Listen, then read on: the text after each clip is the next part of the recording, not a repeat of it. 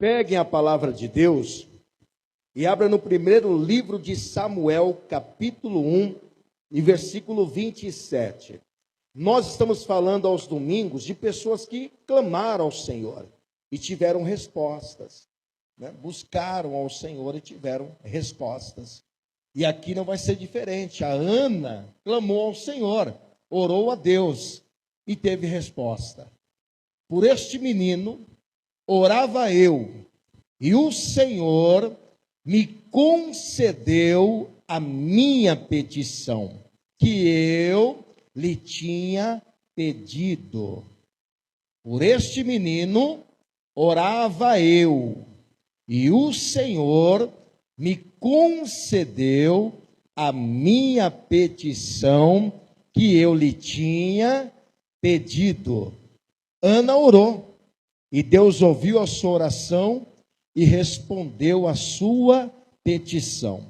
Então, o segredo para Deus responder está na oração, está no clamor. Quem clama, tem resposta de Deus. Quem crê assim? Você crê que se você clamar, Deus vai ouvir e vai te responder? Então, vou reler mais uma vez o versículo 28, o versículo 27. E eu quero que você repita comigo bem alto, bem forte. Vamos lá. Por este menino orava eu, e o Senhor me concedeu a minha petição, que eu lhe tinha pedido. Vamos mais alto. Por este, mais alto. Por este menino orava eu, e o Senhor me concedeu a minha petição, que eu lhe tinha pedido. Quantos aqui creem que se orar Deus vai ouvir e responder? Então desocupe as tuas mãos e dê para esta palavra a mais sincera, a mais poderosa, a mais verdadeira salva de palmas. E enquanto você aplaude, glorifica, engrandece, enaltece, bem dizer o nome santo do Senhor Jesus. Diga: se eu clamar, o Senhor vai me ouvir e vai me responder. Senhor, meu Deus e meu Pai, a sua igreja te glorifica, a sua igreja te aplaude. Abre os céus para receberem esses aplausos. E a cada pessoa que te glorifica nesta manhã, derrama a sua glória, o seu poder, e venha com seu Espírito Santo, e tome a boca do mensageiro, tome os lábios do pregador, e envie, Senhor, a sua palavra, com poder e autoridade, com poder e revelação, e que a sua palavra vá e percorra toda a terra e produza o resultado para qual está sendo mandada, em nome de Jesus, amém e graças a Deus. Podeis assentar. Essa história de Ana é uma história muito linda, conta a história de uma mulher muito resiliente, que tinha muita calma, paciência. E nessa história conta-se também a história de um homem que tinha duas mulheres, que o seu marido Eucana, que quer dizer proteção de Deus, ele tinha duas mulheres. Era um triângulo amoroso dentro da própria casa. E era um costume, aquela época, no passado, não nos dias de hoje, um homem ter mais do que uma mulher. Abraão se deitou com Agar, Davi também tinha outras mulheres, Salomão, 1000 mulheres, Salomão tinha muitas mulheres. Se o homem desse conta, né, e tivesse condições financeiras, ele poderia ter quantas mulheres que quisesse, e quantos filhos também que quisesse. Jacó, por exemplo, também teve 2 mulheres, e teve 12 tribos, ou seja, 13 filhos, na verdade, que o último foi Benjamim que nasceu. Então, Jacó teve muitos filhos. Então, era um costume daquela época e era algo normal e até permitido. Nos dias de hoje, não. Dificilmente isso acontece. Mas no Oriente, no meio dos árabes, há muitos sheiks, pessoas bem financeiramente, que têm mais do que uma mulher e têm muitos filhos. E ainda eles cultivam essa cultura, esse costume lá. Mas para nós aqui não pega bem e também é pecado, né? Uma pessoa que estaria traindo o seu próprio marido ou sua própria mulher, se tivesse mais de que um homem ou mais do que uma mulher na história. Mas aquele costume era normal, aquele tempo era normal o costume. Isso se chama um termo poligamia. Quem já ouviu falar desse termo poligamia? Que é um sistema onde o homem tem mais de uma mulher ao mesmo tempo.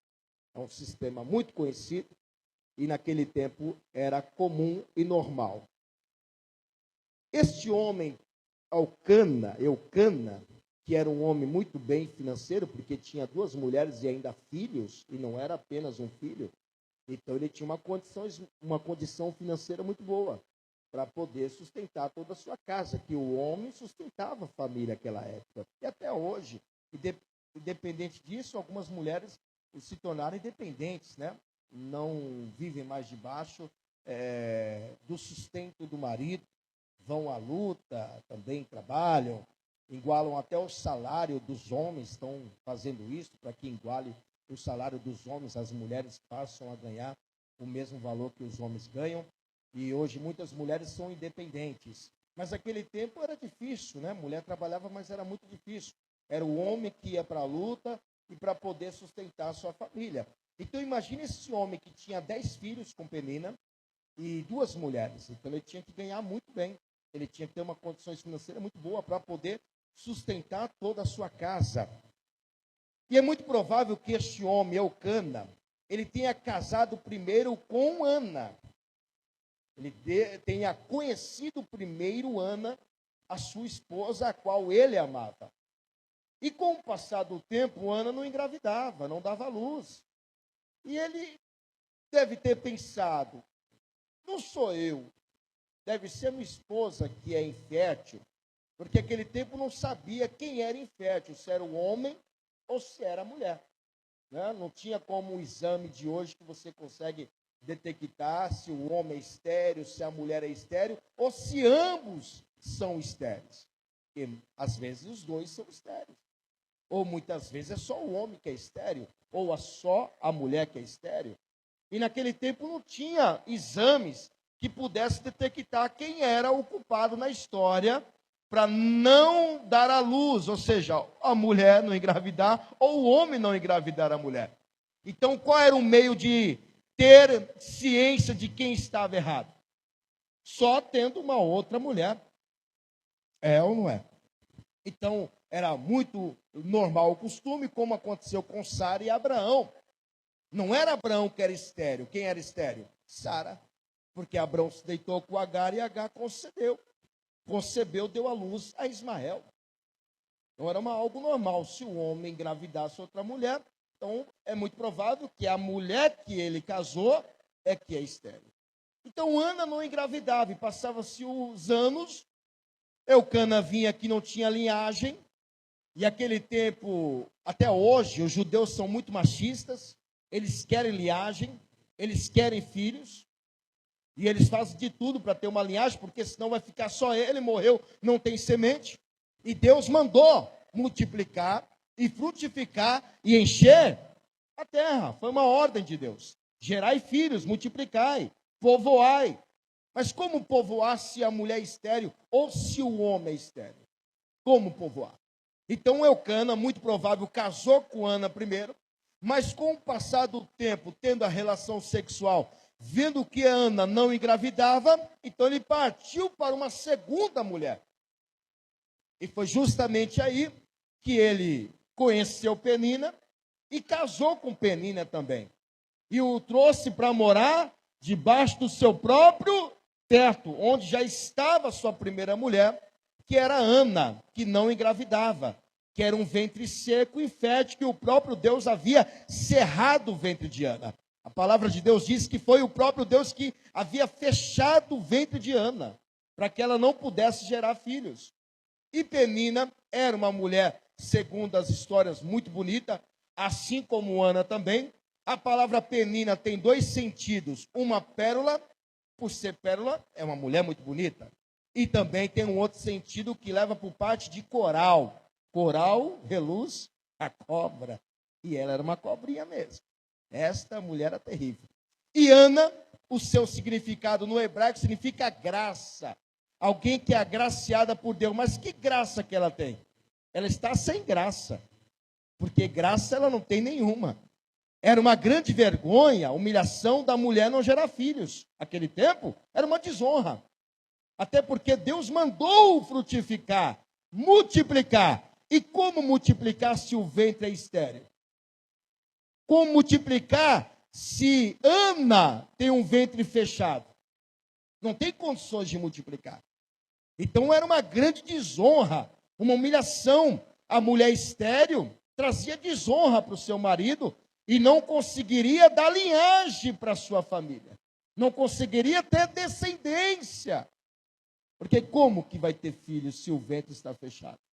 E a palavra de Deus diz que Deus mandou a mulher, o marido, o casal, a povoar, frutificar. Mas não era o caso de Ana. Então, Eucana foi e casou com Penina. E Penina, todos os anos, engravidava.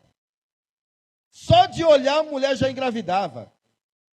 A mulher tinha um ventre bom e um ventre muito fácil para engravidar. Enquanto Ana vinha com aquela dificuldade e não conseguia engravidar. E Penina sempre estava buchuda, barriguda. E o pior, ela irritava Ana. Então a única saída para Ana era Deus. Mas o próprio Deus quem havia fechado o ventre dela. Foi o próprio Deus. Mas a única saída era Deus. O marido de Ana não podia fazer nada por ela. Ainda que ele amasse Ana mais do que Penina. Ainda que Eucana amasse Ana mais do que Penina, mesmo assim ele não poderia fazer nada por ela. A Penina, que estava morando debaixo do mesmo teto, era uma afrontadora, competidora, adversária, opositora, que zombava e humilhava Diana. Isto debaixo do mesmo teto. Imagine um homem com duas mulheres, debaixo do mesmo teto, na mesma casa. Uma engravidava só de olhar, enquanto a outra só chorava, só orava, só pedia. E era o próprio Deus que havia fechado o ventre dela. Mesmo Deus tendo fechado o ventre de Ana, a única saída para Ana era quem? Deus. Ela tinha que orar para que Deus mudasse a situação dela, revertesse esta situação. E era muito comum mulheres estéreis. E se você for ver, teve muitas mulheres estéreis que deram à luz a grandes homens. Você pegar lá no princípio, qual foi a primeira mulher estéril na Bíblia? Você conhece alguma? Sara. Sara era uma mulher estéril, e além de ser estéril, o que ela era? Velha. Estéril e velha. Ela tinha duas dificuldades para ser mãe. O tempo já tinha passado, que não era mais costume das mulheres, e ela ainda tinha um ventre fechado. Mas ela deu à luz? Sim ou não? Quem havia fechado o ventre dela, de Sara? O próprio Deus. E quem havia aberto o ventre dela? O próprio Deus. Ele mesmo é quem faz e é Ele mesmo quem dá o milagre. Ele pode até fechar, mas Ele também é o mesmo que abre. Ele fecha, mas também abre. E Sara deu à luz. Se você for mais à frente, teve outras mulheres que também eram estéreis. Além de Sara, a sua nora, Rebeca, esposa de Isaac, também era estéril. Também tinha um ventre fechado. Mas também deu à luz ao filho. Lá na frente também, aos filhos, né? Lá na frente, Jacó também casou com uma mulher chamada Raquel, que também era estéril. Parecia uma maldição na família hereditária, né? Mãe estéril, a nora estéril, lá na frente a outra estéril. Parece uma maldição dentro da casa. As mulheres tudo estéreis, nenhuma dava luz. Aí você vai mais para frente, mais ainda, a mãe de Sansão também era estéril. Você sabia disso? A mãe de Sansão era estéril. Aí mais lá na frente, você vai ver que a prima de Maria, mãe de João Batista, também era estéril. Agora vem cá. O que essas mulheres tinham em comum, além de esterilidade? Todas essas mulheres teve em comum, além da esterilidade, elas deram luz a filhos homens e filhos ilustres. Você pode ver que de todo o ventre que eu falei que era estéril, só nasceram homens que fizeram a diferença. É como se Deus dissesse: eu vou fechar o ventre, mas quando eu abrir o ventre, vai nascer um daí que fará toda a diferença. Você vai ver de quem vai gerar esse útero. Estéril, infértil, seco. Pega os filhos de Penina. Penina teve quantos filhos? 10. Nenhum foi um ilustre. Pega o filho de Ana, Samuel, sacerdote, profeta e juiz do Senhor. E nasceu de uma mãe estéril, de um ventre fechado. Enquanto Penina tinha 10 filhos e ninguém sabe o nome deles. Está entendendo por que Deus fecha? Porque quando gerar o milagre, vai ser tão grande que Deus fará deste milagre notório para que todos vejam o poder de Deus. Mas todas elas, ou alguém por elas, buscaram o Senhor. Lá, no tempo de Sara, quem buscou por Sara? Abraão. Foi Abraão que foi buscar o Senhor pelo milagre. Pelo filho. Lá no tempo de Rebeca, quem buscou por ela não foi Rebeca, foi Isaac, que orou a Deus e cansa instantemente. Sem cessar, ele orou por um filho e Deus deu 2. Deu Ismael e Jacó. Deu Jacó e Esaú. Deu 2 filhos. Além de um, não, foi 2. Foram 2. A mulher que queria Deus deu 2. Raquel também. Deus deu 2 para ela. Deu José e Benjamim. E olha só, homens ilustres. Esposa de Manoá, mãe de Sansão, que não fala o nome dela, só fala o nome do pai, Manoá, deu a luz. E quem deu a luz? A Sansão, o último juiz de Israel. Opa, lá na frente, Isabel deu a luz. E a quem Isabel deu a luz? A João Batista, o maior profeta nascido de mulher. Lá na frente, Ana deu a luz. E quem Ana deu a luz? A Samuel, o primeiro profeta, sacerdote e juiz de Israel. Primeiro, profeta, ou seja, primeiro juiz, né? Profeta, juiz e sacerdote de Israel. Então você vê aí por que Deus fechou o ventre dessas mulheres. Porque quando abriu o ventre, nasceu filhos ilustres, que fizeram a diferença. E nenhuma menina nasceu, hein? Só nasceu homem. Do ventre fechado só nasceu homem. Por quê? Porque Deus queria que fosse notório o poder dele. Eu vou dar um filho, vai ser um varão para que faça a diferença nessa terra. Então, o único que podia abrir o ventre de Ana era somente Deus. Era o único que podia mudar a situação de Ana e tirar sua vergonha, pois ele mesmo é quem havia fechado o ventre dela. E olha o que Deus disse. Deus não quer que a estéril fique aí sem filhos. Não. Olha o prazer de Deus. Salmo 113, versículo 9. Coloca aí para você ver o prazer de Deus. Salmo 113, verso 9. Olha o que diz. Que faz com que a mulher estéril habite em família e seja alegre mãe de filhos. Essa é a felicidade de Deus. Louvai ao Senhor. Ele não queria que a mulher fosse estéril. Salmo 128, verso 3. Coloca aí Salmo 128. A tua mulher será como a videira frutífera, aos lados da tua casa, os teus filhos como planta de oliveira à roda da tua mesa. Esse é o prazer de Deus. Deus fala, frutificar e multiplicar e encher a terra. Esse é o prazer de Deus. Esta é a bênção de Deus. Gênesis capítulo 1, versículo 28. Coloca aí. Gênesis 1, versículo 28. E Deus abençoou. E Deus lhe disse, frutificai, multiplicai-vos e enchei, como encher-se o ventre é estéril. Como multiplicar-se o ventre é estéril. Como povoar-se o ventre é estéril. Você acha que é o prazer de Deus deixar a esterilidade? Deixar que a mulher perca esse sonho, porque é um sonho de toda mulher ser mãe? Muitas querem ser mãe e não conseguem. Você acha que é o prazer de Deus? Não. O prazer de Deus é esse, multiplicai, enchei a terra. Isaías 54, versículo 1, Deus quer dar alegria no rosto da mulher. A Ana já estava abatida. Canta alegremente, estéril, que não deste à luz.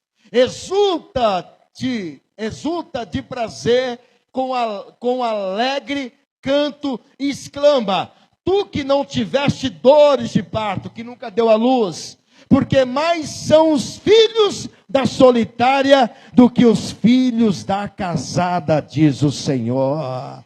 A alegria do Senhor é dizer: mulher, tenha seus filhos, porque este é o meu prazer. Deus quer que encha e multiplica. Mas Ana não. Ana não engravidava, insistia e não conseguia. Os anos se passavam e Ana nada de engravidar. E como é que estava Penina? Toda vez buchuda, toda vez barriguda. E o pior não é que ela ficava buchuda ou barriguda. Ela zombava de Ana. Ela irritava Ana. Diz a palavra que Penina era uma competidora de Ana.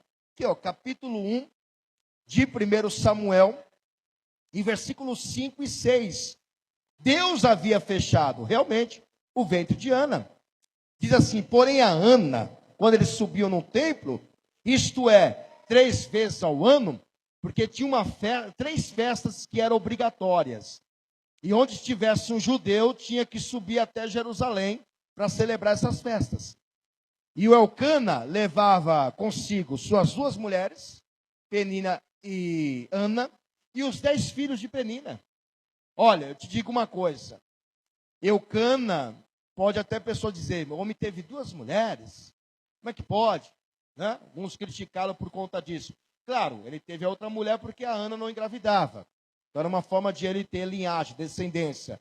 Mas uma coisa interessante, e que eu tiro proveito desse homem, não nessa questão, mas a questão de que ele levava todos os seus filhos para onde? Para a igreja. Ele não deixava um sequer longe da igreja.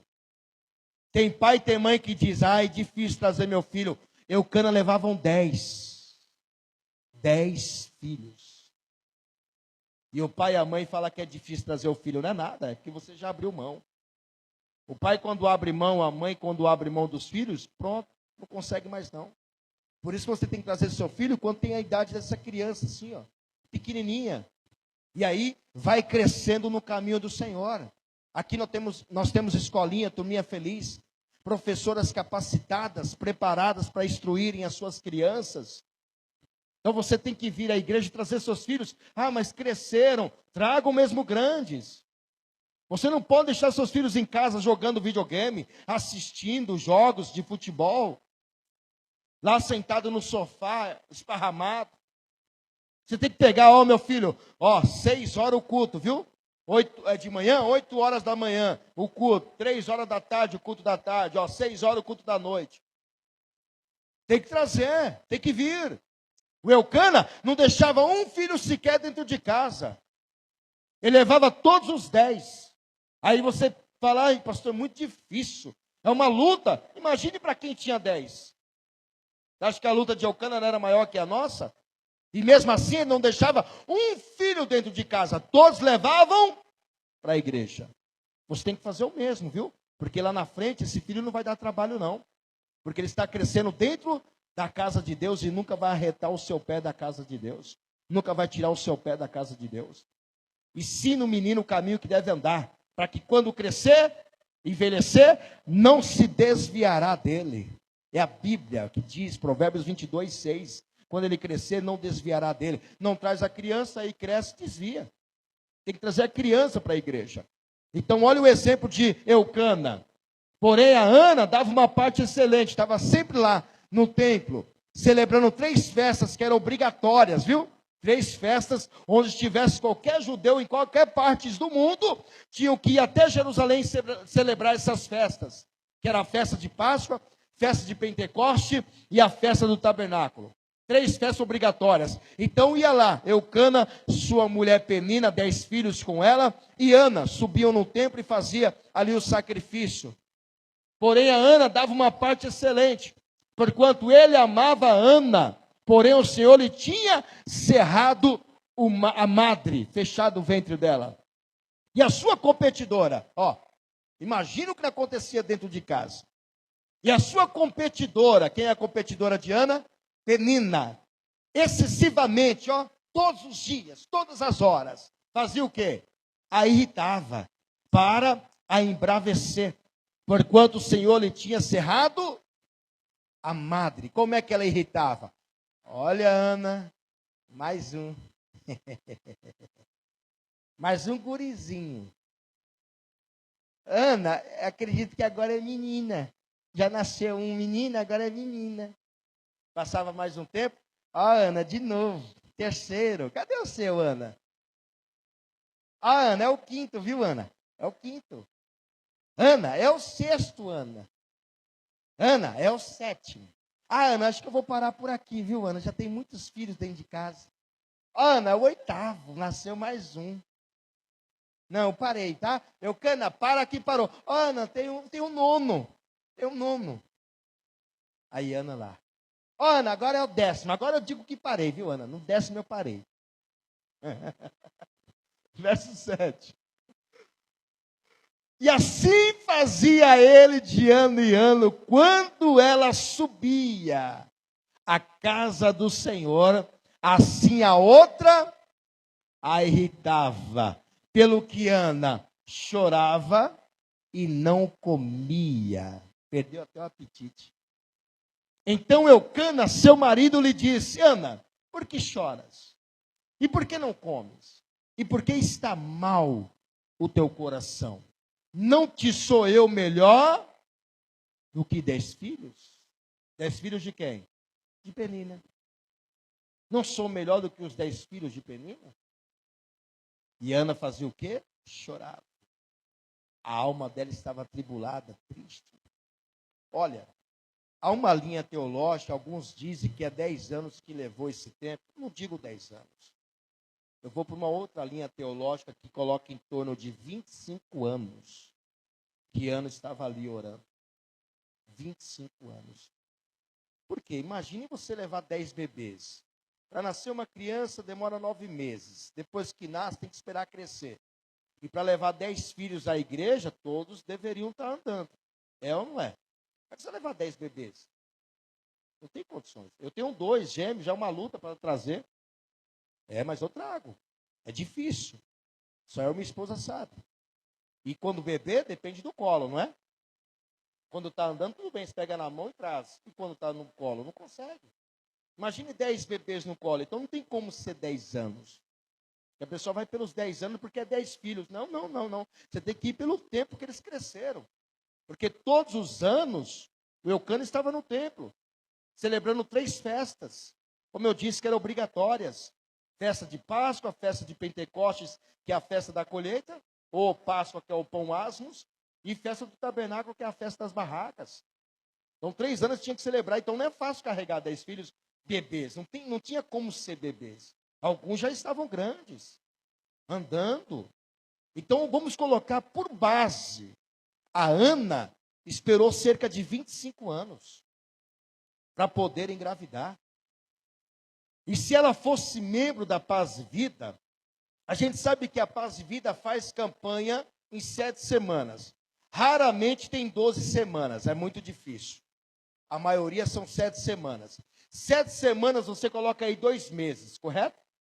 7 semanas dá quase 2 meses. Então, na Paz e Vida tem provavelmente 6 campanhas anual, correto? Se cada campanha é 2 meses, você coloca aí num ano 6 campanhas. Vamos supor que Ana fosse membra da Paz e Vida. Se ela orou 25 anos, quantas campanhas você acha que Ana fez? Quantas campanhas? Faz a matemática. 150 campanhas de oração. Para ela alcançar o seu pedido. Para ela alcançar o seu pedido. Se Ana fosse membro dessa igreja, ela teria feito 150 campanhas de oração. Porque ela teria orado 25 anos. O que Ana prova aqui? Que ela perseverou. Tem pessoa que faz uma meia campanha e a campanha toda fora, porque falta mais do que vem. E aí diz, eu fiz campanha na Paz e Vida, fiz a campanha de oração, não aconteceu nada. Mas como que vai acontecer desse jeito? Não vai acontecer nunca. A outra já fez uma campanha, eu fiz a campanha, eu vou parar, porque toda hora tem campanha na Paz e Vida, e eu já fiz a campanha e não aconteceu nada. Você vai parar? Imagine se Ana tivesse parado. Você acha que Ana teria alcançado o seu pedido? Se Ana tivesse parado? Não. Deus viu a insistência de Ana. Então Ana perseverou em oração. E Ana era uma mulher muito resiliente, viu?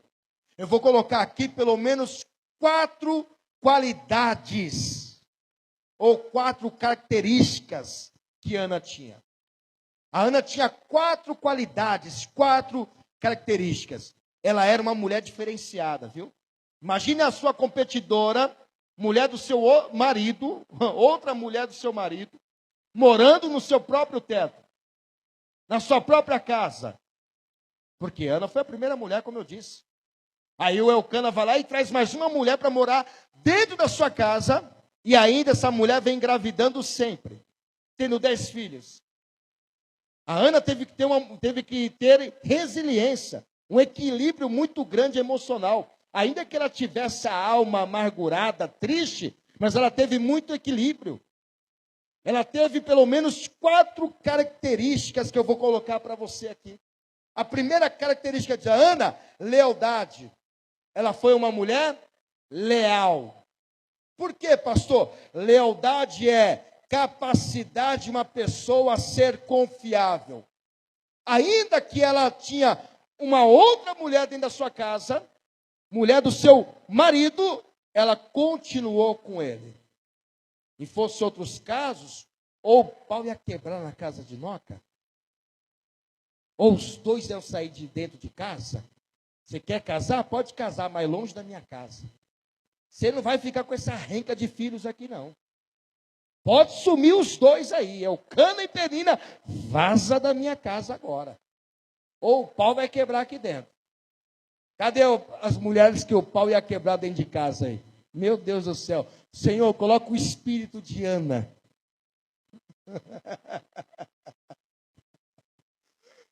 Ia mandar embora. Quem estava errado na história, ainda que Ana era uma mulher infértil, Elcana foi lá e colocou outra mulher dentro de casa. Vê se pode. Ou seja, o que Ana demonstrou ali? Lealdade. Ela continuou com Elcana. Continuou com ele. Mesmo seu marido tendo outra mulher, ainda assim a Ana continuou com ele. O homem, entre aspas, se fosse no dia de hoje, desleal, mas a mulher, leal. O homem desleal, mas a mulher, leal. Se fosse nos dias de hoje. Então a primeira característica de Ana, lealdade. Ela foi uma mulher leal. Segunda característica de Ana, humildade. E o que é humildade? Capacidade de reconhecer suas limitações. Quem estava errado na história, ainda que Elcana tinha outra mulher, quem estava errado era Ana. Porque quem não engravidava era Ana. O culpado não era o homem, Era Ana. Então Ana teve humildade, ou seja, capacidade de reconhecer as suas limitações. Ela que era estéril. Ela. Mesmo a sua competidora Penina a irritando, dentro da sua casa, ainda assim Ana soube respeitá-la. Mesmo a competidora ali enfurecendo Ana, dentro da sua própria casa, e Ana ainda teve humildade de reconhecer que ela que estava errada, estéril, e soube respeitá-la, a sua competidora. Terceira característica de Ana, paciência. É onde muitas mulheres já iam jogar panela, bater com madeira. Ana foi uma mulher muito paciente. Paciência, olha lá. A competidora lá. Ó. As crianças brincando, e como é que está a Ana? Só chora. Como se ela tivesse, meu Deus, a minha própria casa. Meu marido com outra mulher. Essa mulher já tem 10 filhos. Eu não aguento esse torneio. Eu não aguento esse sofrimento, Deus. Oh, Senhor. Fala, Ana, chorando. E como é que está a sua competidora? Aquele sorriso cínico. E as crianças inocentes, brincando, não sabendo de nada. Você está entendendo? Então, Ana teve o quê? Paciência. Ela foi muito paciente. Paciência é a capacidade de suportar a afronta sem revidar. Suportar a afronta sem revidar. Você não vê Ana brigando com Penina, mas você vê Penina cutucando, né? Enfurecendo, embravecendo a Ana. Você vê Penina ali, que foi uma mulher coral mesmo, cobra. Mas a Ana, você vê ela paciente. Paciência é isto. Mesmo passando por humilhação, Ana soube esperar a sua vez, estando em seu estado de quietude, sem perder a calma. Sem perder a calma. Continuou no seu estado de quietude, paciente, tranquila. A Penina queria que ela revidasse, e Ana não revidou. Ia fazer um alvoroço naquela casa. Ia bagunçar toda a casa se Ana tivesse revidado. Mas Ana, não. Ela era uma mulher muito paciente. Ela soube esperar a sua vez. E quando chegou a sua vez, que baita vez, hein? Um filho só valeu pelos 10 filhos da Penina.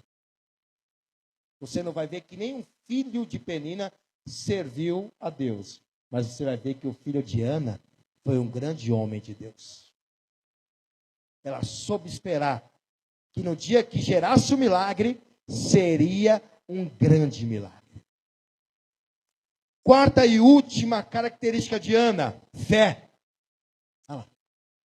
Fé, capacidade de confiar que algo vai mudar de forma positiva.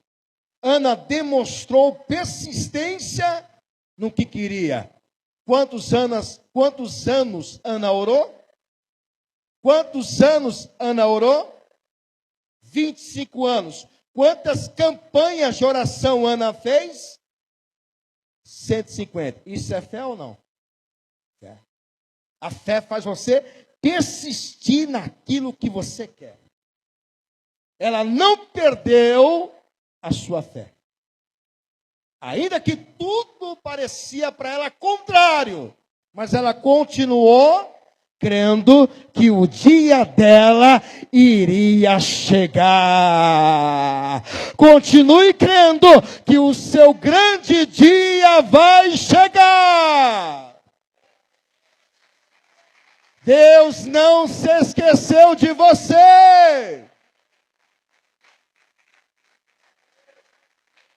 Deus não se esqueceu de você. Então está aí. Ana teve 4 características muito boas. Lealdade, humildade, paciência e fé. Mas também, não é só esse equilíbrio emocional que Ana tinha, ou só essas características que Ana tinha, mas ela teve que alcançar um milagre. Ela teve que recorrer a Deus. Não adianta ter esse equilíbrio emocional, ter essa resiliência, se autocontrolar, mas nada mudar. Não adiantaria nada de Ana ter essas qualidades e o milagre não acontecer. Então Ana partiu para o milagre. E para isto, ela teve que executar 4 ações. A primeira ação de Ana foi a oração. A palavra de Deus diz que Ana orou ao Senhor. Está lá em 1 Samuel, capítulo 1, versículo 12. Olha o que vai dizer. E sucedeu que, perseverando ela em orar perante o Senhor. Sucedeu que, perseverando ela em orar perante o Senhor. Então, a primeira ação de Ana, ela orou, ela insistiu. 25 anos de oração, 150 campanhas. E olha o que a palavra de Deus diz em Romanos 12, 12. Coloca aí, Romanos 12, 12. Ela foi até o fim ali, ó. Agora a pessoa ora, não aconteceu nada e para de orar. Não, não. Existe um segredo na oração. Você nunca deve orar só para Deus ouvir. Ó, Ana orou 25 anos, mas no primeiro dia Deus já ouviu a oração dela. Só que Deus respondeu depois de 25 anos. Deus só respondeu depois que ela fez 150 campanhas, se ela fosse membro da Paz e Vida. Você está vendo? Ela perseverou em oração. Olha lá. Alegrai-vos na esperança. Sede pacientes. A Ana teve paciência na tribulação? Teve. E que mais? Perseverai na oração. Ela perseverou na oração. Ela não desistiu, não. E quanto não realizou o milagre, ela não parou. E você não alcançou e vai parar de orar? Você não deve orar só para Deus ouvir. Você tem que orar para Deus te responder. Este é o segredo da oração. Primeira carta de Tessalonicenses, capítulo 5, versículo 17. Coloca aí para você ver. Então, Ana está ali, ó, orando ao Senhor, dirigindo as suas orações a Deus. Orai. Ela não parou. Ela orou incessantemente. Ela orou perseverando, né? Ela foi até o fim, inconstantemente. Ela foi orando e orando, orando, até que Deus ouviu a sua oração. Ela perseverou. Tem um texto aqui em Daniel, capítulo 10, que eu vou colocar para vocês. Versículo 2 e 3, fala exatamente a oração que você deve fazer. Daniel estava triste, né, por 21 dias. Olha o que diz a palavra. Naqueles dias, eu, Daniel, estive triste por 3 semanas completas. 3 semanas para nós dá quantos dias? 21 dias. Manjar desejável não comi. Nem carne, nem vinho entraram na minha boca. Nem me ungi com unguento. Até que se cumpriram as 3 semanas. Daniel teve uma revelação, né, uma visão de uma guerra prolongada. E ele queria ali o entendimento daquilo. E ele ficou triste, porque ele estava no palácio nessa época. E era já exatamente ali o palácio que ia sofrer, a terra ali que ia sofrer a guerra. E aí ele foi para a oração, foi para o jejum. E ele está orando ali, ó, jejuando. 21 dias. Sabe quando a resposta dele veio?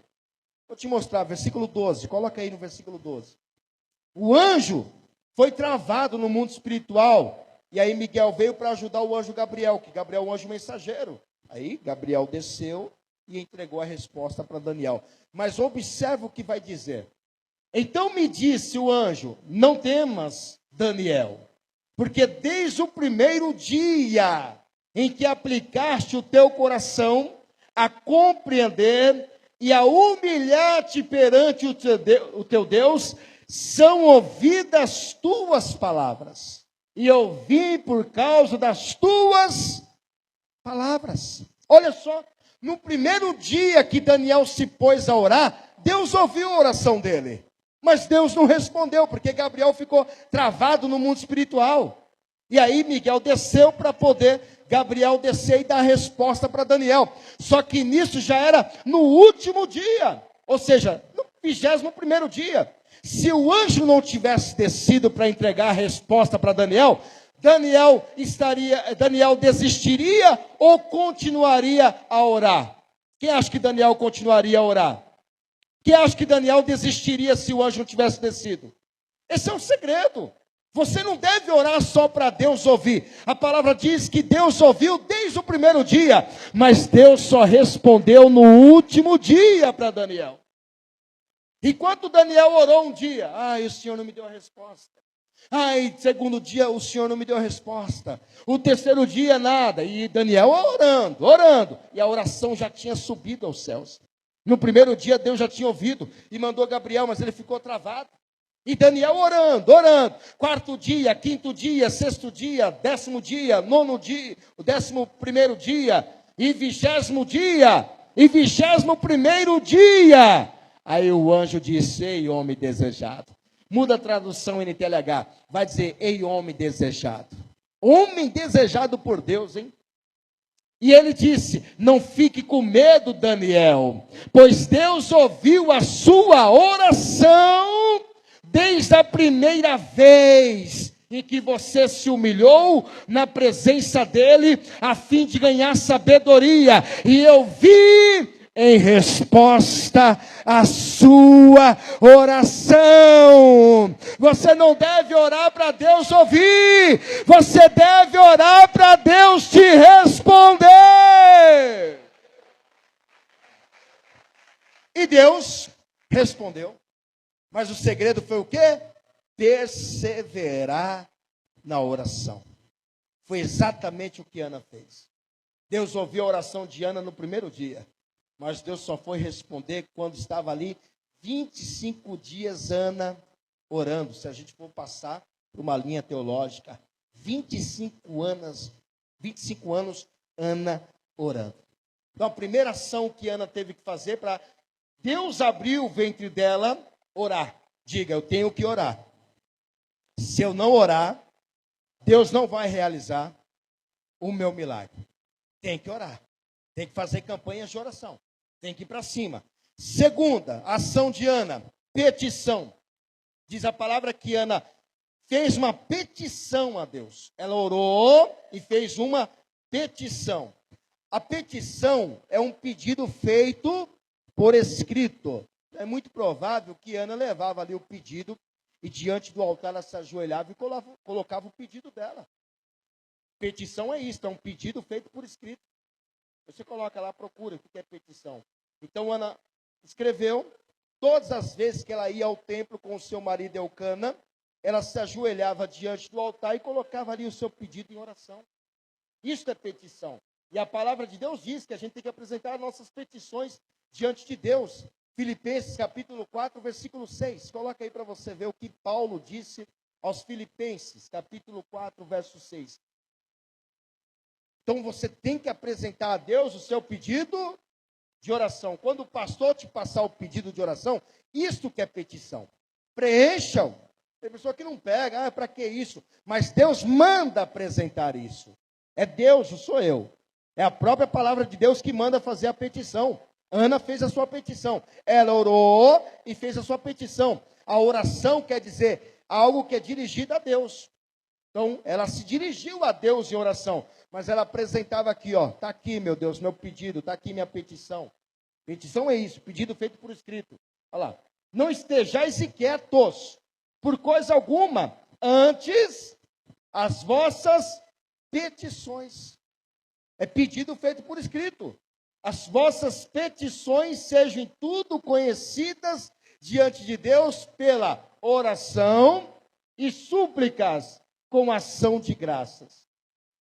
Você está vendo que num único só versículo Paulo fala de petição, de oração e de súplicas. Não é tudo a mesma coisa não, viu? Oração é quando eu me dirijo a Deus, estou me dirigindo a Deus. Petição é quando eu pego o meu pedido e escrevo, isso é petição. E súplica, Ana também suplicou. Ana também suplicou. Terceira ação de Ana, súplica. A súplica quer dizer insistir naquilo que você quer.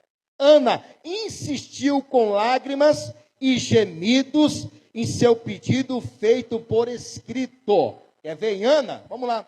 1 Samuel, aqui no texto que nós abrimos, versículo 27, fala de petição, oração e petição.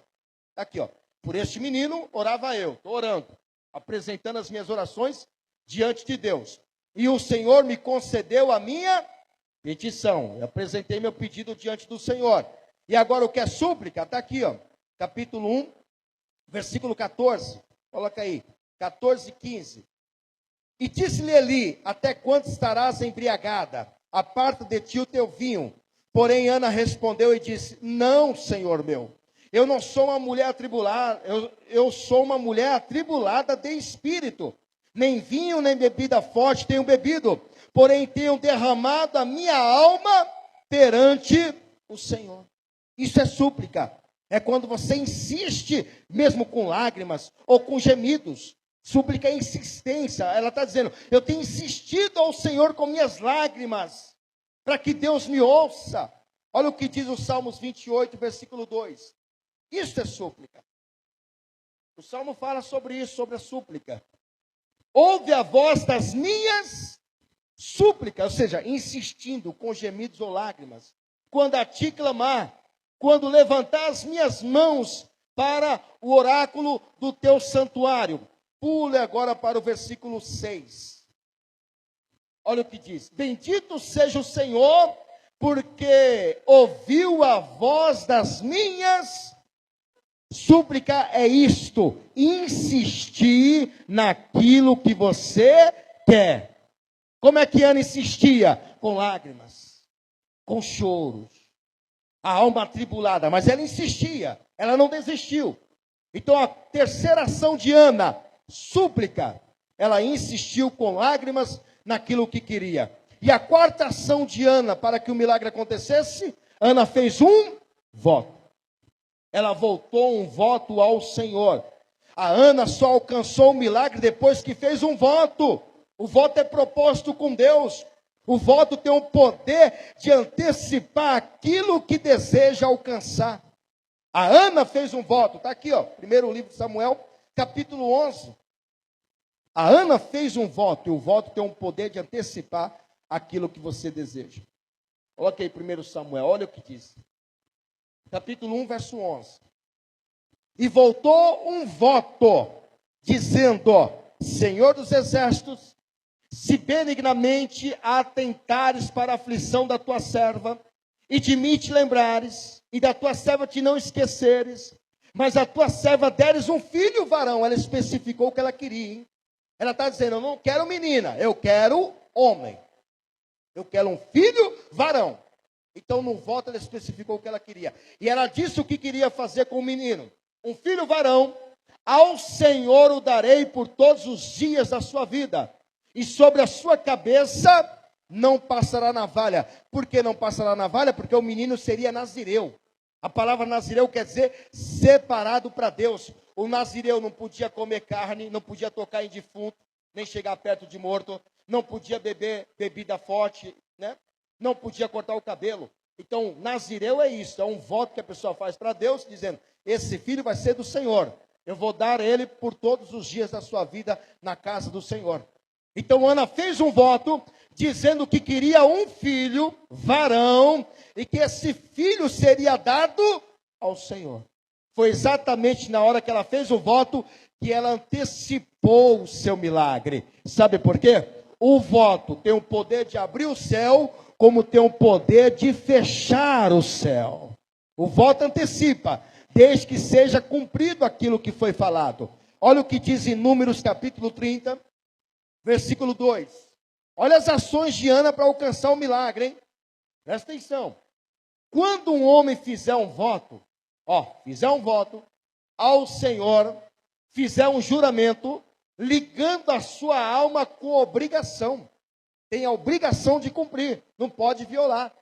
Não violará a sua palavra. Segundo tudo que saiu da sua casa, fará. O que Ana disse com Samuel? Quando ele desmamar, vai ser levado para o templo. Vai ser seu, Senhor. Vai ser seu. Ana cumpriu o voto? Sim ou não? Cumpriu. Ela teve a obrigação de cumprir o voto. Olha o que diz em Deuteronômio capítulo 23, versículo 21. Coloca aí para você ver. Então o voto teve o poder de trazer aquilo que Ana esperava.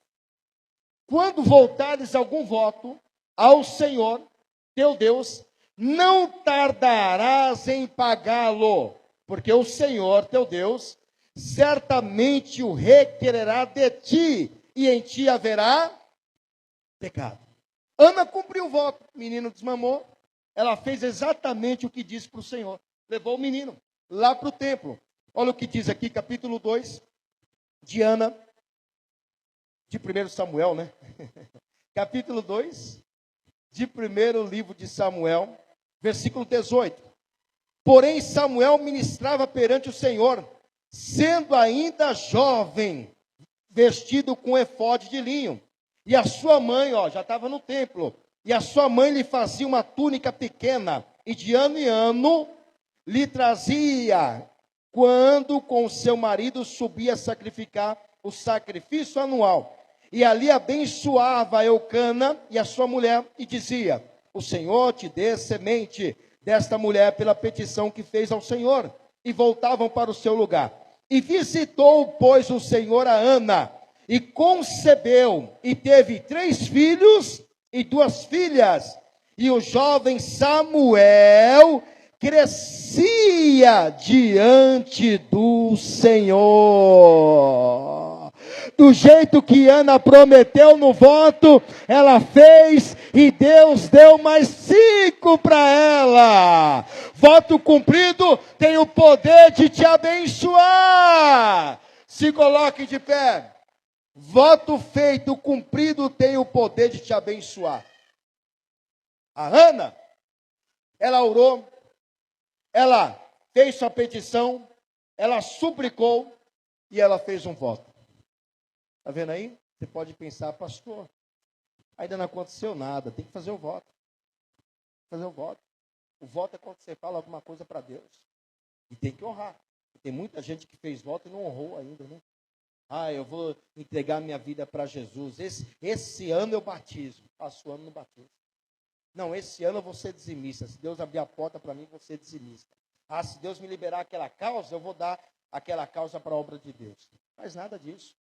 Aí a pessoa acha que está de bem com Deus, está nada. Então, vem cá.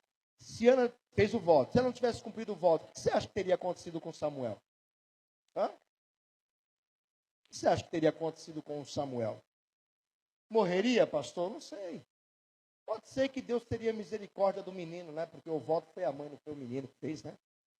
Mas ela não teria dado a quem? A luz. Teria cerrado ali. Fechado o ventre dela ali. Você está entendendo? Depois que ela fez o voto, ela deu o menino, ela engravidou de novo? Sim. É como se Deus dissesse assim, lá para ela: eu não vou deixar você sem criança. Vou te dar mais 5. Deu mais 5 para ela. Aqui, 3 meninos e 2 meninas. Eu teve 6 filhos aqui, contando a história, né? Então, ela só teve filhos porque ela cumpriu o seu voto.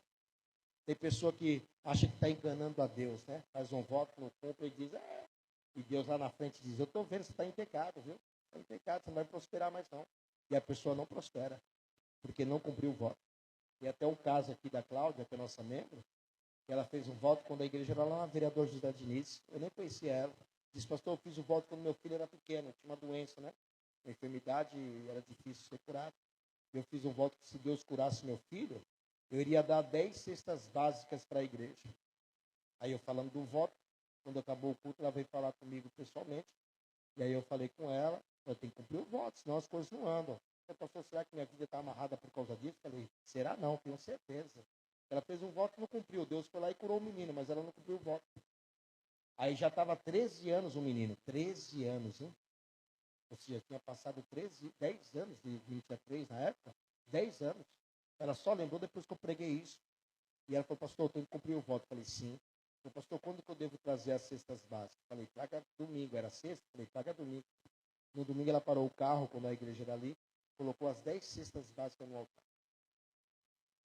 Aí passou-se um tempo, ela pegou a chave de um apartamento, onde ela mora hoje. Nós fomos na casa dela, vai para um apartamento bonito, aqui no Morumbi. E aí, ela falou, pastor, Deus tem me abençoado. Eu falei, tá vendo? Ou seja, já tinha aquilo no céu, mas foi retido por causa do voto não cumprido. Então tem pessoa que faz voto, não cumpre, tem pessoa que fala que vai dar o dízimo, não dá. Ah, se Deus abrir a porta, você é dizimista. Some da igreja, já vi muita gente assim. Deus dá a causa, não dá o dízimo, dá a oferta, não faz aquilo que prometeu. Voto não cumprido, sabe o que é? Maldição. Como Deus disse, se o voto não for cumprido, haverá pecado em ti. Haverá pecado em ti. E a pessoa não prospera. Ela fez com Deus, não fez com o homem.